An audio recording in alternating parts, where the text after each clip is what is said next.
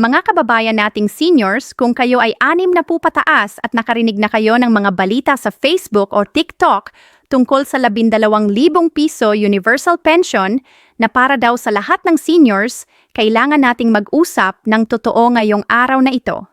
Alam ko, napakaganda pakinggan ng 12,000 piso buwanan, lalo na ngayong tumataas ang presyo ng bigas, gamot, kuryente, at halos lahat ng pangangailangan natin araw-araw. Pero kailangan kong sabihin sa inyo ang katotohanan dahil ayaw kong madismaya kayo o mag-aksaya ng oras na pumunta pa sa DSWD o SSS office para sa isang benepisyo na hindi pa naman totoo. Ang katotohanan ay ganito, walang 12,000 piso universal pension para sa lahat ng seniors sa Pilipinas ngayong 2025. Ang balitang iyan ay fake news na kumakalat sa social media at na-fact-check na ito ng Rappler at iba pang news outlets. Mayroon ngang may House Bill 10,423 na na-approve sa House of Representatives noong Mayo 2024 pero hanggang ngayon ay pending pa rin ito sa Senate Committee. At kahit ma-approve pa ito, ang isinusulat doon ay hindi 12,000 piso, kundi simula lang sa 500 piso per month para sa non-indigent seniors, na tataasan lang daw sa 1,000 pesos after 5 years. Kaya wag tayong maniwala sa mga clickbait videos na nagsasabing may 12,000 piso na at isang valid ID lang daw kailangan. Pero huwag kayong malungkot mga ka-senior dahil mayroon pa rin tayong tunay na mga benepisyo na pwede nating makuha ngayong 2025 at tutulungan ko kayong maintindihan kung paano makakakuha ng mga ito at kung magkano talaga ang makukuha ninyo. Una sa lahat, pag-usapan natin ang DSWD Social Pension para sa mga indigent seniors. Ito ang tunay na programa ng gobyerno para sa mga mahihirap nating seniors na walang ibang pensyon at walang regular na kita. Ang buwanang pensyon ay 1,000 piso kada buwan. Tumaas na ito mula sa dati na 500 piso noong Enero 2024. Binibigay ito quarterly, ibig sabihin 3 buwan isang beses, kaya 3,000 piso ang matatanggap ninyo kada kwartelyo. Pero sino ba ang qualified dito? Kailangan kayong 60 taong gulang pataas, Filipino citizen, nakatira sa barangay kung saan kayo mag-a-apply, at ang pinaka-importante, kailangan kayong classified as indigent, ibig sabihin walang regular income or financial support at hindi kayo tumatanggap ng SSS, GSIS o anumang retirement pension. Hindi rin qualified ang mga nasa government-run homes or care centers. Paano mag-apply? Kailangan ninyo ng valid ID, barangay certification ng indigency, at birth certificate o proof of age, at i-file ninyo ito sa Office of the Senior Citizens Affairs o OSCA o sa local DSWD office ninyo. May darating na social worker na bibisita para i-verify ang inyong financial status. Kung approved kayo, mapapasama kayo sa official list ng beneficiaries ng inyong community. Para sa 2025, may budget allocation na 49.807 bilyon para sa 4,085,606 na indigent senior citizens sa buong bansa. Ngayon naman, pag-usapan natin ang SSS pension para sa mga nagtrabaho sa private sector. Ito ang para sa mga dating empleyado ng mga pribadong kumpanya, self-employed, OFW, at voluntary members na nag-contribute sa SSS. At mayroon akong magandang balita para sa inyo.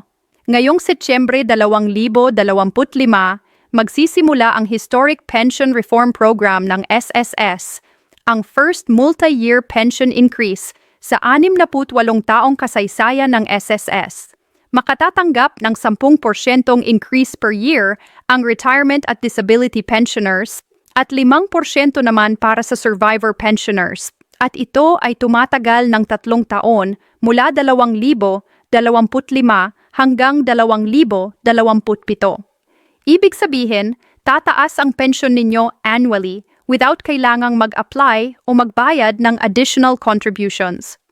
Aabangan ng 3 punto, 8 milyong pensioners ang benepisyong ito. Halimbawa, kung ang average monthly pension ninyo ngayon ay 4,923 piso, bago pa man mag-implement ang reform, after 3 years, ito ay tataas sa 6,548 piso, na equivalent ng 1,625 piso increase o 33% higher. Sa loob ng 3 taon starting Setyembre 2025, makatatanggap ng 41,145 piso in additional pensions ang average retirement pensioner. Automatic ito, walang application needed, at walang contribution increase during these 3 years. Kung naman kayo ay dating government employee, ang GSIS pension ang para sa inyo. For June 2025, ang disbursement ng GSIS ay sa 8 araw ng buwan, at kung holiday o weekend ang 8 araw, ibibigay ito sa last working day before that date. Mayroon ding auto-credit system ang GSIS para direct deposit sa GSIS e-card o UMID compliant bank accounts ninyo. Importante na updated ang inyong bank details para walang problema sa pag-receive ng pension. Para sa SSS naman, mayroon silang 2-batch payout system. Batch 1 para sa mga pensioner na ang contingency date ay 1st to 15th ng buwan at batch 2 para sa 16th to end of month. Ang mga payout ay through registered bank account o UMID card kung naka-enroll as ATM. Ngayon, meron pa akong isa pang importante info para sa inyo. Ang 13 buwang pensyon ay isang annual cash bonus na binibigay sa lahat ng qualified SSS at GSIS pensioners every December. Ang amount ay equal sa inyong regular monthly pension. Kaya halimbawa, kung 5,000 piso ang monthly pension ninyo, makakakuha kayo ng extra 5,000 piso sa December bilang 13th month pension. Walang application needed dito, automatic ito para sa lahat ng active pensioners. Malaking tulong ito, lalo na sa panahon ng Pasko na tumataas ang gastusin para sa family gatherings, regalo, at iba pang holiday expenses. Pwede rin itong gamitin para sa outstanding bills, gamot, or emergency savings. Pero mag-ingat tayo sa pagplano, huwag nating ubusin lahat sa Pasko, magtabi rin tayo para sa Enero at mga susunod na buwan. Meron din akong importanteng paalala para sa mga may experience both sa private at public sector work. Pwede kayong makatanggap ng both SSS at GSIS pensions kung nagkaroon kayo ng separate service periods sa private at public sector at nakamit ninyo ang minimum requirements para sa both systems. Pero meron tayong tinatawag na conflict rule. Hindi kayo pwedeng makatanggap ng pensions from both systems para sa overlapping periods of employment. Ibig sabihin, dapat separate ang periods ng contribution ninyo sa SSS at GSIS. At napakahalaga na tandaan na kung nag-refund kayo ng inyong SSS contributions when you became a government employee, nawala na permanently ang right ninyo sa SSS pension. Kaya lagi kong sinasabi, mag-ingat sa pag-refund ng contributions dahil once na na-refund na, hindi na pwedeng ibalik ang pension entitlement. Para sa SSS, kailangan ninyo ng at least 120 buwan ng kontribusyon at dapat 60 taong gulang para sa optional retirement o 65 para sa mandatory retirement. Para sa GSIS, kailangan ng at least 15 taon ng government service at retirement age ng 60. Mag-apply ng maaga at siguruhing tama ang inyong records para iwas delay. Marami ring special benefits para sa mga umabot na sa milestone ages. Under Republic Act 11,892 o ang Expanded Centenarians Act, ang senior citizens na umaabot sa 80, 85, 70 at 75 taong gulang ay makatatanggap ng 10,000 piso cash gift each at isang felicitation letter. Ang mga centenarians naman o mga umabot ng 100 taong gulang ay makatatanggap ng 100,000 piso sa kanilang kaarawan. Ang distribution ng milestone cash gifts ay sa NCSC na, hindi na sa DSWD, starting this 2025. Kaya kung malapit nang umabot ang inyong edad sa mga milestones na ito, mag-coordinate na kayo sa OSCA or sa National Commission on Senior Citizens para siguruhing makakuha kayo ng benepisyo ninyo. Mayroon din akong mga practical tips para sa inyo na makakatulong na ma-maximize ninyo ang inyong retirement income. Una, laging updated ang inyong contact information at bank details sa SSS o GSIS. Maraming pensioners na nawawalan ng payout dahil outdated ang records nila. Pangalawa, mag-download ng SSS mobile app o GSIS Touch app para makita ninyo real-time ang status ng pension ninyo, contribution history, at iba pang important info. Pangatlo, kung may problema sa payout o may missing amount, huwag kayong mahiya na tumawag sa hotline o bumisita sa nearest branch. Karapatan ninyo na makatanggap ng benepisyo na inyong pinaghirapan. Pang-apat, kung physically able pa kayo, attend ng senior citizens programs at seminars sa inyong barangay dahil doon kayo makakakuha ng updated information tungkol sa bagong benefits, health programs, at discounts na available sa inyo. Panglima, always keep copies ng inyong important documents like birth certificate, SSS or GSIS ID, marriage certificate kung applicable, at proof of address.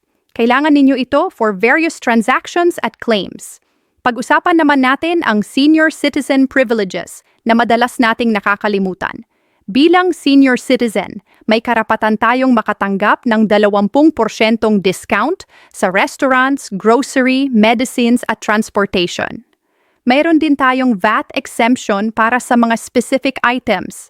Pero kailangan laging dalhin ang valid Senior Citizen ID or OSCA ID para ma-avail ang mga discounts. May mga pharmacy chains na nag-aalok pa ng additional discounts on top ng senior discount, kaya magtanong-tanong kayo sa inyong area kung ano ang best deals. Para sa medical needs, tandaan na covered din tayo ng PhilHealth at maraming government hospitals na may special lanes o priority windows para sa seniors. Huwag tayong mahiya na gamitin ang ating privileges dahil karapatan natin ito under the law. Gusto ko ring pag-usapan ang mga common scams na nangaganib sa seniors. Maraming manloloko ngayong nag-aalok ng pension loans or advance pension na kailangan daw magbayad ng processing fee. Tandaan, hindi kayo magbabayad ng kahit ano para makatanggap ng pension ninyo. Lahat ng legitimate pension programs ng SSS, GSIS at DSWD ay libre. Walang processing fee, walang facilitation fee, walang advance fee. Kung may huminging pera sa inyo kapalit ng pension, yan ay scam, i-report ninyo kaagad sa authorities. May mga text messages din na nagsasabing may additional pension daw kayo pero kailangan mag-click ng link o magbigay ng personal info. Huwag kayong mag-click ng suspicious links at never ibigay ang inyong bank account details, PIN or OTP sa kahit sino through text, call, or social media. Ang SSS at GSIS ay hindi hihinging sensitive information through unofficial channels. Kung may doubt kayo, diretso kayong tumawag sa official hotline ng agency o bisitahin ang office personally. Meron pa akong isang paalala tungkol sa taxes. Ang regular pension income mula sa SSS at GSIS ay generally tax exempt. Ang DSWD social pension ay hindi rin taxable. Pero kung may iba pa kayong income sources like rental income, business income, or investment income, may tax obligations pa rin kayo depending sa amount. Consult with a tax professional para siguruhing compliant kayo, pero for most seniors na pension lang ang income, wala kayong tax concerns. Ang ika-13 buwang pensyon ay tax exempt din, kaya ang buong amount ay sa inyo na talaga. Sa pagtatapos, gusto kong sabihin sa inyong lahat, mga ka-senior, na bagamat walang 12,000 piso na universal pension na para sa lahat, meron pa rin tayong maraming tunay na benepisyo na available. Ang 1,000 piso monthly DSWD pension para sa indigent seniors, ang SSS Pension Reform na magbibigay ng 10% taunang pagtaas sa 3 taon simula September 2025, ang GSIS benefits, ang 13th month pension, ang milestone cash gifts, at ang iba pang senior citizen privileges ay tunay at pwede nating makuha kung alam natin kung paano at kung qualified tayo. Ang susi ay knowledge, patience, at persistence. Huwag tayong matakot magtanong, mag-research, at humingi ng tulong sa OSCA, DSWD, SSS, o GSIS. May mga satellite offices, virtual kiosks, at hotlines na pwede nating tawagan para sa guidance. At lagi nating tandaan, ang pension at benefits na ito ay hindi biyaya lamang ng gobyerno, kundi karapatan natin bilang mga senior citizens na nag-contribute sa pagunlad ng ating bansa sa loob ng maraming taon. Mag-ingat tayong lahat sa fake news, iwasan ang mga scam, at tutukan natin ang tunay na mga benepisyo na makukuha natin. Share ninyo ang information na ito sa inyong mga kapwa senior, sa inyong mga kaibigan sa barangay, sa inyong mga kasamahan sa Senior Citizens Association. Dahil ang tunay na yaman ay hindi ang fake promises ng 12,000 piso, kundi ang tamang kaalaman tungkol sa mga legitimate benefits na nakalaan para sa atin. Mahal ko kayong lahat, mga ka-senior, at naway magamit ninyo ang information na ito para makakuha ng lahat ng benepisyo na inyong nararapat. Ingat po tayong lahat, at God bless us all.